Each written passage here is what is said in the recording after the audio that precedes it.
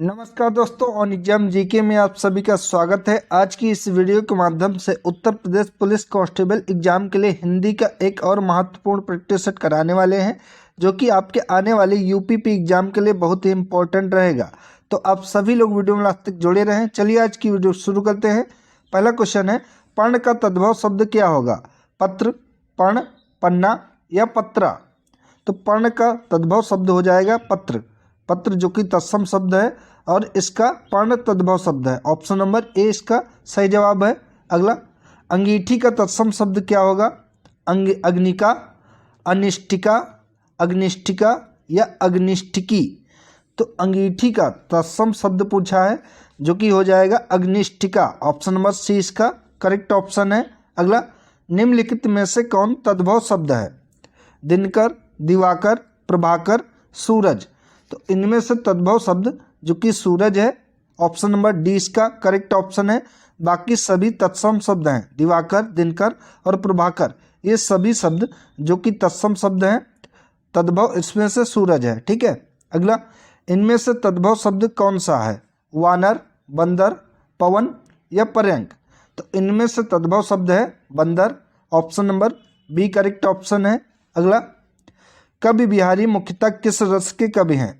करुण रस, वीर रस, भक्ति रस या फिर श्रृंगार रस? तो कवि बिहारी जो कि श्रृंगार रस के मुख्यतः कवि हैं। Option number D correct option है। अगला, निम्नलिखित में से कौन सा शब्द फल शब्द का अनेकार्थी शब्द नहीं है? परिणाम, हल्का, प्रभाव या रसयुक्त? तो इनमें से पूछा गया है कि कौन सा शब्द फल शब्द का अनेकार्थी शब्द नहीं है। तो हल्का जो कि फल का अनेकार्थी नहीं है। Option number B correct option है। अगला, जीवन का एक अर्थ है जिंदगी, दूसरा अर्थ क्या होता है? पानी, जीने का ढंग, वायु या प्राणी? तो जीवन का एक अर्थ है जिंदगी और दूसरा है पानी। Option number A correct option है।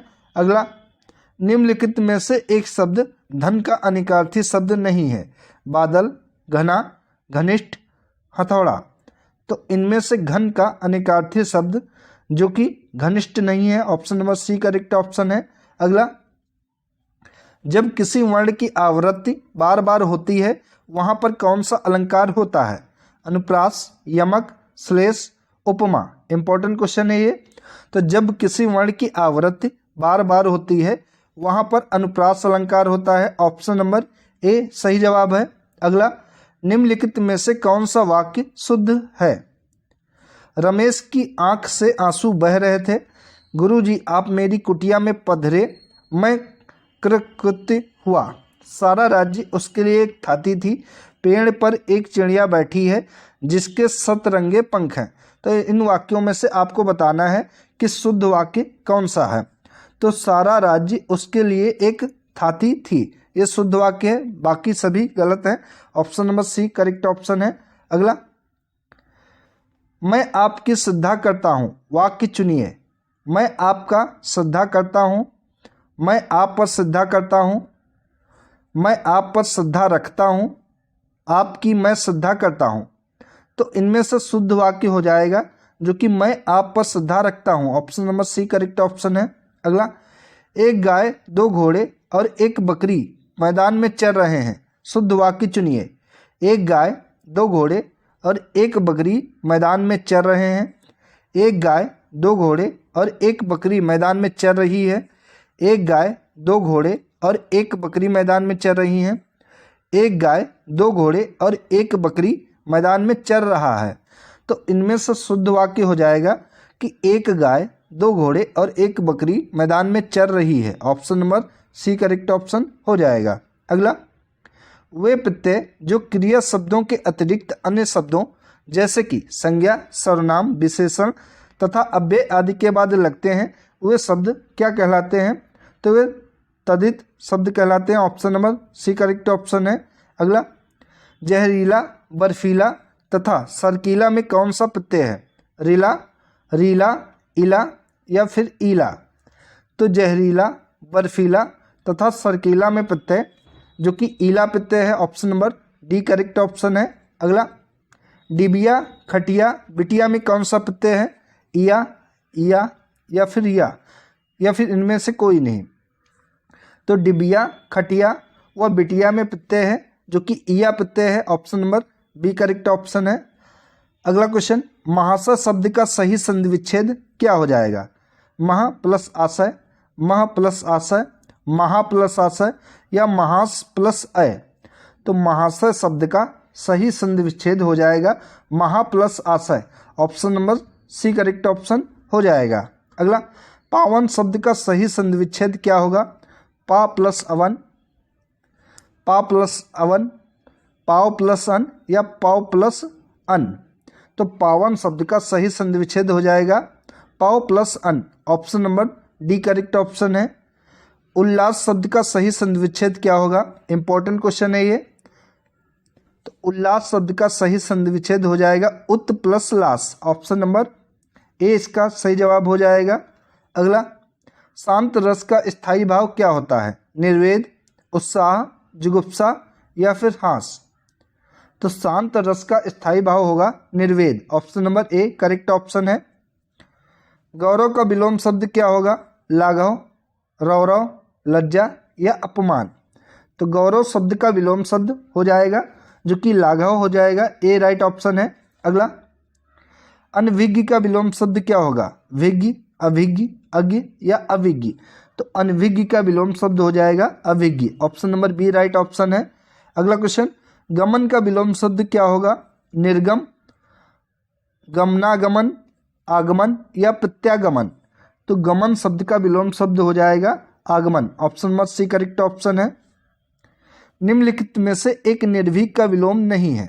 साहसी, डरपोक, कातर या कायर।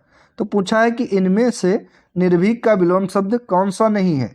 तो साहसी नहीं है। Option number A correct option है। ऊंट के मुंह में जीरा मुहावरे का सही अर्थ क्या होगा? बहुत अधिक खाने वाले को बहुत कम देना, जानवर को दवाई देना, बड़े प्राणी को सांत्वना देना, बहुत बड़े प्राणी का भोजन बनना। तो ऊंट के मुंह में जीरा का सही अर्थ होगा बहुत अधिक खाने वाले को बहुत कम देना। ऑप्शन नंबर ए सही जवाब है। अगला क्वेश्चन, जूते चाटना मुहावरे का अर्थ क्या होगा? इधर उधर घूमना, घूस देना, जूतों को चमकदार बनाना या खुशामद करना। तो जूते चाटने का मतलब होगा खुशामद करना। Option number D correct option है। कांट की हांडी बार बार नहीं चढ़ती, इस मुहावरे का अर्थ क्या हो जाएगा? बुरे दिन हमेशा नहीं रहते, छल कपट का व्यवहार हमेशा नहीं चलता, लकड़ी का बर्तन अग्नि से जल सकता है, दुर्भाग्य की मार बार बार नहीं होती। तो कांट की हांडी बार बार नहीं चढ़ती, इसका अर्थ होगा कि छल कपट का व्यवहार हमेशा नहीं चलता, यानी कि ज़्यादा दिनों तक छल कपट का व्यवहार नहीं रहता। Option number B correct option है। अगला, अलंकार का शाब्दिक अर्थ क्या होता है? सार, आनंद, आभूषण या फिर रोशनी। ये भी कई बार पूछा गया क्वेश्चन है, इंपॉर्टेंट है। तो अलंकार का शाब्दिक अर्थ हो जाएगा जो कि आभूषण। Option number C correct option है। अगला क्वेश्चन, श्री कामता प्रसाद जी के अनुसार विराम चिन्हों की संख्या कितनी है? तो कामता प्रसाद जी के अनुसार विराम संख्याओं की कुल संख्या विराम चिन्हों की जो कि 20 है। Option number A correct option है। अगला क्वेश्चन, अल्प विराम चिन्ह को पहचानिए। तो इनमें से अल्प विराम ऑप्शन नंबर ए है करेक्ट ऑप्शन। ये अर्धविराम है। पढ़ते समय मेरी आंखों से पानी निकलता है, प्रस्तुत वाक्य में संज्ञा के लिंग, वचन और कारक बताइए। तो पढ़ते समय मेरी आंखों से पानी निकलता है, इसमें सबसे पहले आपको संज्ञा का लिंग बताना है, वचन बताना है और कारक बताना है। तो लिंग जो कि पुल्लिंग है, ठीक है, वचन बहुवचन है और अपादान कारक हो जाएगा कि आंखों से पानी निकलते हैं, यानी कि आंखों से पानी अलग हो रहा है, तो अपादान कारक होगा। Option number A correct option है।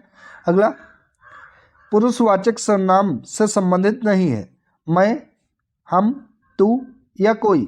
तो पुरुषवाचक सर्वनाम से इनमें से कोई संबंधित नहीं है, डी करेक्ट ऑप्शन होगा। निम्नलिखित में से कौन सा शब्द रात्रि का पर्यायवाची नहीं है? छपा, शशक, सरवरी, यामिनी। तो इनमें से रात्रि का पर्यायवाची जो कि शशक नहीं है, बी करेक्ट ऑप्शन है। बाकी छपा, सरवरी और यामिनी ये तीनों जो कि रात के पर्यायवाची शब्द हैं। निम्नलिखित शब्दों में से अग्नि का पर्यायवाची कौन सा है? पीयूष, पावक, अंबर, मयंक। तो अग्नि का पर्यायवाची इनमें से हो जाएगा पावक। Option number B correct option है। सूर्य का पर्याय कौन नहीं है, यानी कि सूर्य का पर्यायवाची शब्द इनमें से कौन सा नहीं है? आदित्य, सुशांशु, दिवाकर, अंशुमाली। तो सूर्य का पर्यायवाची इनमें से सुशांशु नहीं है। Option number B correct option है। अगला क्वेश्चन, निम्न में से हाथी का पर्यायवाची शब्द कौन सा है? कुरंग, कुंजर, कलाहंस, किहरी। तो हाथी का पर्यायवाची इनमें से जो कि कुंजर है। Option number B correct option है। अगला क्वेश्चन, आगे पैराग्राफ हिंदी का दिया गया है, उसको पढ़कर प्रश्नों के आंसर देने हैं। तो सबसे पहले पैराग्राफ को पढ़ते हैं कि जिन्होंने भी बच्चों को पढ़ाने की कोशिश की है, चाहे वे माता पिता हों या शिक्षक, उनके खाते में सफलता के साथ साथ असफलता और निराशा भी दर्ज होती है। ऐसे में एक सवाल उठता है कि आखिर इतना मुश्किल क्यों है पढ़ना? एक मुख्य समस्या तो यह है कि पढ़ाने वालों का विश्वास बच्चों की क्षमताओं या योग्यताओं पर काफ़ी कम होता है। यह बात मैं यूं ही नहीं कह रहा, बल्कि एक अभिभावक, एक शिक्षक और एक शिक्षक प्रशिक्षक होने के आधार पर कह रही हूँ। कई बार मैं उस पाठ को लेकर बच्चों दूसरी, तीसरी या फिर पाँचवीं के सामने खड़ी होती हूँ जो मुझे उन्हें पढ़ाना है। मेरे पास कुछ जानकारी है जो मैं बच्चों को देना चाहती हूँ, लेकिन मैं यह जानकारी उन्हें क्यों देना चाहती हूँ? क्योंकि मुझे ऐसा लगता है कि वे इसके बारे में नहीं जानते। इसे जानने में उन्हें मज़ा आएगा। यह दुनिया के बारे में उनके नज़रिए को विस्तृत करने में मदद करेगी। यह उन्हें बेहतर इंसान बनाने में मदद करेगी, भले ही थोड़ा सा बनाए। लेकिन कभी कभार पढ़ाना शुरू करने से पहले मेरे दिमाग में यह ख्याल बुदबुदाना शुरू कर देता है कि शायद उन्हें वह पहले से ही मालूम हो जो मैं उन्हें बताना चाहती हूँ। तो उन्हें कुछ बताने की बजाय मैं उनके सामने सवाल रख देती हूँ। तो ये इस पैराग्राफ के अनुसार आपको प्रश्नों के आंसर देने हैं, उत्तर देने हैं। तो पहला प्रश्न है कि अनुच्छेद में किस मुख्य समस्या की बात की गई है? पढ़ाना अपने आप में बहुत मुश्किल काम है। छोटी कक्षाओं को पढ़ाना, शिक्षक अच्छी तरह से पढ़ाते नहीं हैं, या बच्चों की योग्यता में विश्वास नहीं किया जाता। तो बच्चों की योग्यता में विश्वास नहीं किया जाता। Option number D correct option है। इस अनुच्छेद में इसी मुख्य समस्या की बात की गई है। अगला, अनुच्छेद में यह संकेत किया गया है कि बच्चे खेल खेल में जल्दी सीखते हैं। शिक्षक अभिभावक पढ़ाना नहीं जानते। बच्चे सारे सवालों के जवाब दे सकते हैं। बच्चे बहुत कुछ जानते हैं। तो बच्चे बहुत कुछ जानते हैं। इस अनुच्छेद में यह संकेत किया गया है। Option number D correct option है। अगला, किस शब्द में उपसर्ग और प्रत्यय दोनों का प्रयोग हुआ है? योग्यताओं, क्षमताओं, असफलता या नम्रता। तो पूछा गया है कि कौन से शब्द में उपसर्ग और प्रत्यय दोनों का प्रयोग किया गया है? तो असफलता में उपसर्ग और प्रत्यय दोनों का प्रयोग किया गया है। सी करेक्ट ऑप्शन है। अगला, आखिर इतना मुश्किल क्यों है पढ़ाना? वाक्य को यदि हिंदी के सामान्य वाक्य रचना के अनुसार लिखा जाए तो वाक्य क्या होगा? आखिर पढ़ाना इतना मुश्किल क्यों है? आखिर पढ़ाना मुश्किल क्यों है? इतना मुश्किल क्यों है पढ़ाना? आखिर पढ़ाना इतना मुश्किल क्यों है? आखिर।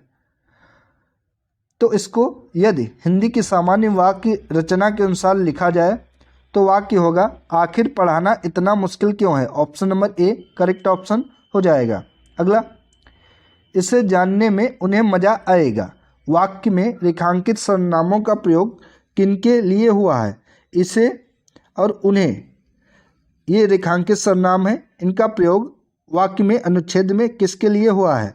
पाठ बच्चों के लिए, पाठ शिक्षकों के लिए, जानकारी अभिभावक के लिए या जानकारी बच्चों के लिए? तो ये जानकारी बच्चों के लिए सर्वनामों का प्रयोग किया गया है इस अनुच्छेद में। तो दोस्तों ये थी आज की इम्पोर्टेंट वीडियो जिसके अंतर्गत हिंदी के महत्वपूर्ण क्वेश्चन कराए गए जो कि आपके आने वाले यूपीपी एग्जाम के लिए इम्पोर्टेंट हैं। तो आप सभी लोग चैनल को सब्सक्राइब करके बेल आइकन को प्रेस कर लें ताकि जैसे ही और वीडियो अपलोड हो आपके पास नोटिफिकेशन पहुंच जाए और आप अपनी तैयारी को और अच्छे से कर पाएँ। धन्यवाद दोस्तों।